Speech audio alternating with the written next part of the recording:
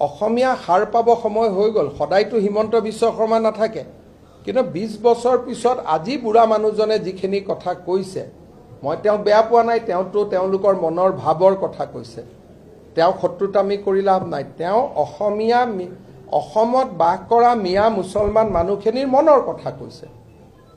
আজি বৰপেটা বঙাইগাঁও হোজাই যমুনা মুখত কিমান আমাৰ ছোৱালী ডেইলি লাভ জেহাদৰ আক্ৰমণ হৈ আছে আগতেতো কোনো মুখ্যমন্ত্ৰী এইবোৰ কথা কবই ভয় কৰিছিল আজি মই কওঁ কাৰণেহে আলোচনা হৈছে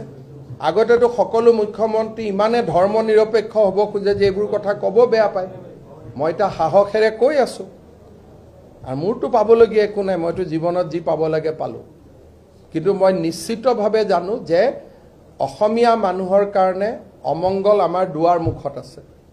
আৰু আমি তাক আতৰাব লাগিব আজি দেৱব্ৰত শইকীয়াৰ কথা মই নকওঁ তেওঁলোকৰ জীৱনটো এনেকে পাৰ হৈ গৈছে যতে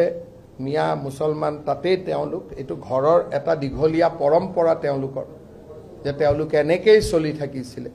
কিন্তু মই ভাবো যে ভাল মোক কালি এটা যুৱ কংগ্ৰেছৰ লৰাই মই WhatsAppটো আপোনালোকক ঘৰুৱাভাৱে দেখাই দিম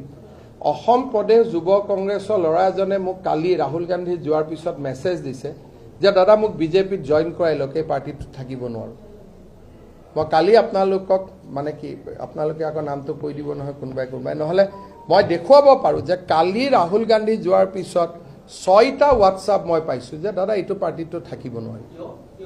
এইটোৱে যে এই যে উচ্ছেদৰ কথা ক'লে লগে লগে অসমীয়াৰ মন বেয়া হৈ নাযাব জানো কংগ্ৰেছত থাকিলেওতো অসমীয়া যে উচ্ছেদ কৰা মিয়া মুছলমানক মাটিও ঘূৰাই দিম আৰু ঘৰো বনাই দিম তাৰমানে ৰকিবুল হুছেইনে যিখিনি কথা সাপৰত কৈছিলে সেইখিনিকে ৰাহুল গান্ধীয়ে ক'লে তাৰমানে ৰাহুল গান্ধী কাৰ মতে চলে ৰকিবুল হুছেইনৰ মতে চলে একেখিনি কথাই নকলে জানো সাপৰত যিখিনি কথা ৰাহুল গান্ধীয়ে